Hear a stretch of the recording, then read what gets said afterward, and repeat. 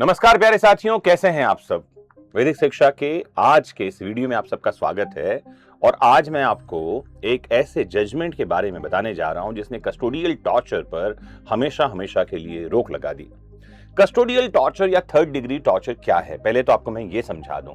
Torture जो है वो 3 डिग्री यानी अलग अलग कैटेगरी के होते हैं। पहला डिग्री का टॉर्चर होता है जब किसी व्यक्ति को यह बताया जाए कि उसके साथ क्या किया जाने वाला है और उसके मन में भय पैदा किया जाए।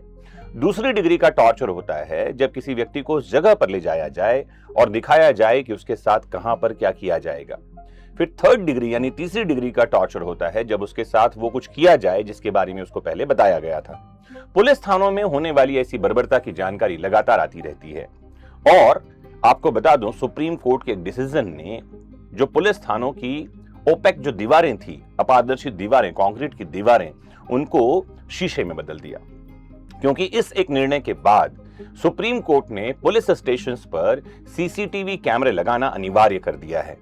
आप सभी को इस जजमेंट को जानना चाहिए, तो जुड़े रहना है आपको लास्ट तक, क्योंकि मैं आपको आज इस जजमेंट की कहानी तो सुनाऊंगा ही और यह भी बताऊंगा कि सुप्रीम कोर्ट ने क्या कुछ कहा है इस पर्टिकुलर मामले में। आइए शुरू करते हैं।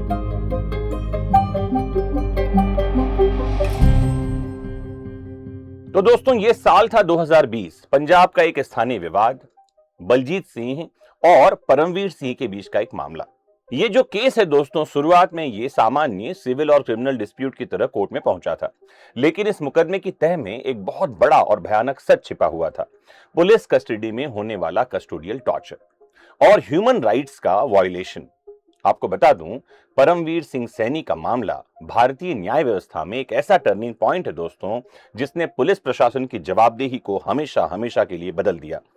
परमवीर सैनी वर्सेस बलजीत सिंह का यह मामला है, 2020 का यह मामला है। भारत में पुलिस सुधार और मानवाधिकार की रक्षा के लिए सुप्रीम कोर्ट का एक ऐतिहासिक क्रांतिकारी फैसला।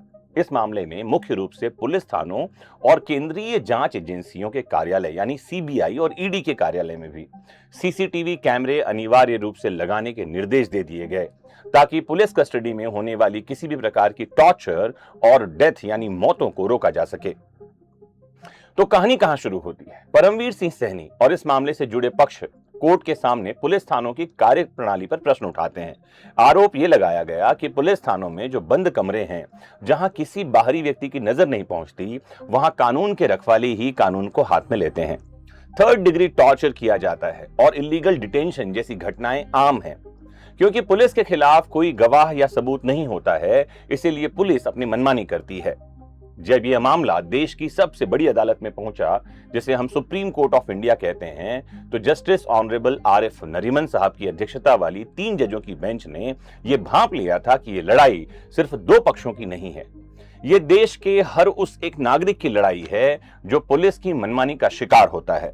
कोर्ट ने इस मामले का दायरा बढ़ा दिया और पुराने DK Basu versus state of West Bengal का जो जजमेंट था, उसके निर्देशों के आधुनिक युग के अनुसार उसको अपग्रेड करने के लिए गाइडलाइंस दे दिए।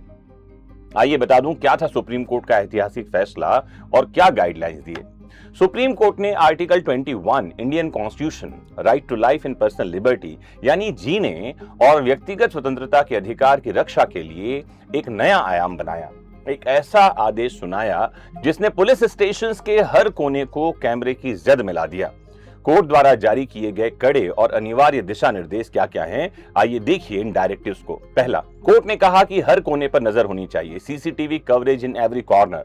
सुप्रीम कोर्ट ने आदेश दिया कि सीसीटीवी कैमरे सिर्फ थाने के मुख्य द्वार पर नहीं होंगे, उन्हें हर उस जगह लगाना जरूरी है जहां आरोपी को रखा जा सकता है, जैसे प्रवेश और निकास द्वार, एंट्री एंड एग्जिट पॉइंट, हवालात यानी कि लॉकअप्स और कॉरिडोर, रिसेप्शन एरिया और इंस्पेक्टर सब इंस्पेक्टर के कमरे, ड्यूटी ऑफिसर्स का कमरा और थाने का पिछला हिस्सा, back side of the police station कहेंगे जिसे। इन सब को कहा कि सीसीटीवी की जद में लाइए। दूसरी बात यह कही कि जो सीसीटीवी लगाए जाएंगे वो सिर्फ खाना पूर्ति यानी कि फॉर्मेलिटी नहीं होगी। आधुनिक तकनीक अनिवार्य करने के लिए कोर्ट ने कहा कि ऐसे सीसीटीवी लगाए जाएंगे जो ऑडियो, नाइट विजन, इन सब से इक्विप्ड हों। कोर्ट ने साफ कहा कि इन कमरों में नाइट विजन यानी अंधेरे में देखने की क्षमता वाले कैमरे लगाए जाएं और साथ ही ऑडियो रिकॉर्डिंग की फैसिलिटी करने की सुविधा भी अनिवार्य कर दी। साथ ही कोर्ट ने यह भी कहा कि डिजिटल सबूत को मिटाया नहीं जा सकता। मतलब कोर्ट ने गाइडलाइन में कहा कि 18 महीने का डेटा स्टोरेज बैकअप रखा जाना अनिवार्य है। फुटेज डिलीट नहीं करनी होगी। कोर्ट ने फुटेज डिलीट करने का रास्ता ही बंद कर दिया। आदेश दिया कि सीसीटीवी फुटेज और ऑडियो डेटा 18 महीने तक स्टोर करके रखा जाए। अगर ऐसा नहीं किया तो कोर्ट ने कहा कि यह कंटेम्प्ट ऑफ कोर्ट के दायरे में आएगा। साथ ही कोर्ट ने केंद्रीय जांच एजेंसियों को भी इसके दायरे में लाने की बात की। कोर्ट ने कहा कि यह नियम सिर्फ लोकल पुलिस स्टेशन पर लागू नहीं होगा, देश की सबसे बड़ी और रसूखदार केंद्रीय एजेंसियों को भी इसके दायरे में लाया गया, जैसे CBI, central bureau of investigation, ED, enforcement directorate, NIA, national investigation agency, NCB, narcotics control bureau, फिर सीआईएसएफ, डीआरआई, एसएफआईओ, इन सब के पूछताछ कक्ष, निगरानी कक्ष, इन सब को नियमों का पालन करने के आदेश दिए गए। नियमों का पालन ठीक से हो, कोर्ट यहां तक भी गई। कोर्ट ने 2 कमेटियां बनाई, SLOC, state level oversight committee, यानी कि राज्य स्तर पर एक निगरानी समिति बनाने की बात कही। वहीं DLOC के बारे में कहा, जो डिस्ट्रिक्ट लेवल ओवरसाइट कमेटी होगी, यानी जिला स्तर पर निगरानी करेगी। इनका जिम्मा यह देखना होगा कि कैमरे 24 घंटे काम कर रहे हैं या नहीं। पीड़ित के अधिकार के बारे में भी बात की गई। कोर्ट ने कहा कि अगर किसी नागरिक के साथ हिरासत में ज्यादती यानी कस्टोडियल मिसकंडक्ट होता है तो उसे ह्यूमन राइट्स कमीशन या कोर्ट के जरिए थाने की सीसीटीवी फुटेज और ऑडियो क्लिप मांगने का पूरा कानूनी अधिकार है। दोस्तों, इस फैसले का असर पुलिस प्रशासन की गुमनाम दीवारों को शीशे के घर में बदल देना था।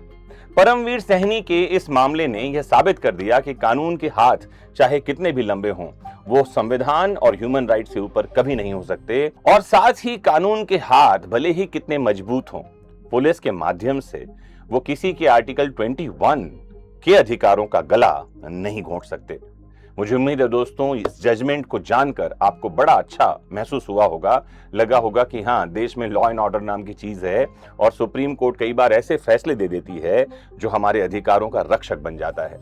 इस एक जजमेंट को हर किसी को जानना चाहिए। हर किसी को मतलब आम नागरिक को जानना चाहिए, पुलिस वालों को तो जानना ही चाहिए, और अगर आप एडवोकेट हैं तो आपके डायरी में इसे सबसे ऊपर नोट करके आपको रखना चाहिए। आज के वीडियो में यहीं रुकता हूं दोस्तों, फिर कोई ऐसी बात लेकर आपके सामने आऊंगा जिसका संबंध एक एक व्यक्ति आम नागरिक से तो होगा ही होगा, लॉ स्टूडेंट्स को भी उसकी जानकारी होनी चाहिए होगी। उन बातों को हम यहाँ रख रहे हैं।